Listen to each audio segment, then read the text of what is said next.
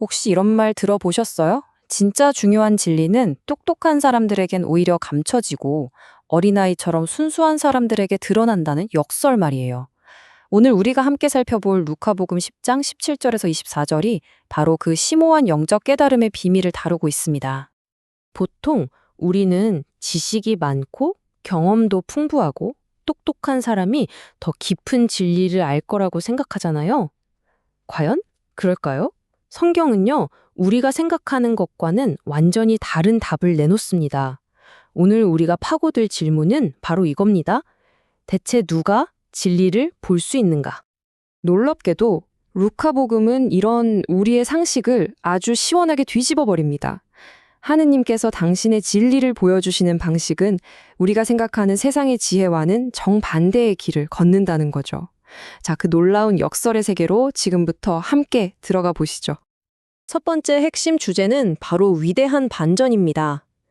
예수님의 기도 안에는요, 우리가 흔히 생각하는 자격이라는 개념을 완전히 깨부수는 정말 놀라운 원칙 하나가 숨어 있습니다. 바로 이 예수님의 찬미 기도가 모든 이야기의 출발점입니다. 지혜롭다는 자들에게는 감추시고 철부지들에게는 드러내 보이시니 세상의 기준과는 완전히 다르죠. 대체 이 말씀이 무슨 뜻일까요? 여기서 말하는 두 그룹의 차이가 정말 흥미롭습니다. 지혜로운 이들은 누구일까요? 바로 당시 사회에서 가장 똑똑하다고 인정받던 지식인 계층, 율법학자들이나 바리사이들이었죠. 반면에 철부지들, 즉 어린아이 같은 이들은 누구였을까요? 학문과는 거리가 멀었던, 세상의 눈으로 보면 그저 평범하고 어쩌면 좀 부족해 보이게까지 했던 예수님의 제자들이었습니다. 그런데 이 놀라운 반전이 그냥 우연히 일어난 게 아니라는 점이 정말 중요합니다. 이게 핵심이에요. 구원의 진리가 드러나는 건 인간이 똑똑하거나 노력을 많이 해서 얻어내는 결과물이 아니라는 겁니다. 이건 전적으로 하느님 아버지의 자유로운 계획, 그분의 선하신 뜻에 따라 이루어지는 신비라는 거죠. 그렇다면 이 특별한 진리는 대체 어떻게 우리에게 전달되는 걸까요? 예수님의 기도는 그 유일한 통로가 무엇인지 아주 명확하게 알려줍니다. 자, 진리가 우리에게 오는 길은 이 세 단계로 아주 명확하게 정리됩니다. 첫째, 아버지께서 모든 권한을 아들에게 맡기셨습니다. 둘째, 그래서 아들만이 아버지를 온전히 알 수 있게 됐죠.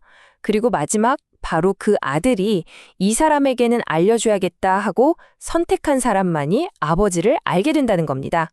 굉장히 유일하고 배타적인 통로죠. 바로 이 구절이 그 사실을 아주 강력하게 못 받고 있습니다. 예수 그리스도만이 하느님 아버지께로 갈 수 있는 유일한 길이고요.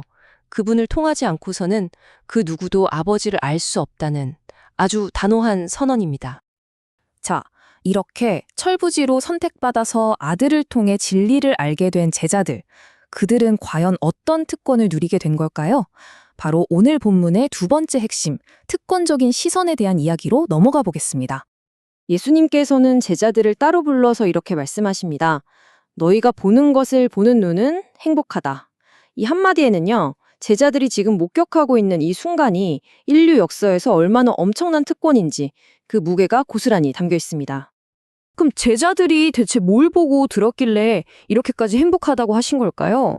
이건 그냥 눈으로 뭔가를 보고 귀로 듣는 그런 차원의 이야기가 아니었습니다. 그들은요, 악의 세력이 무너지고 하느님의 구원과 그분의 능력이 예수님을 통해 지금 바로 이곳에서 현실이 되는 것을 온 몸으로 겪고 있었던 겁니다. 수천 년간 이어져 온 예언이 바로 자기들 눈앞에서 이루어지는 걸 본 거죠. 그러니까 제자들이 서 있던 그 자리는요, 그냥 2000년 전의 어느 한 시점이 아니었습니다.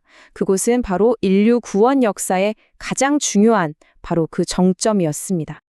이 타임라인을 보면 제자들의 위치가 얼마나 특별한지 한눈에 보이죠. 과거의 수많은 예언자들과 임금들은 그저 멀리서 희미하게 남아 그날을 그리워하고 갈망했을 뿐입니다. 하지만 제자들은 바로 그 구원 역사의 클라이맥스, 그 현장 한가운데 서 있었던 거예요. 그리고 바로 이 점이 그들이 행복한 이유의 핵심입니다. 제자들은 그냥 VIP석에 앉아서 구경하는 관객이 아니었어요.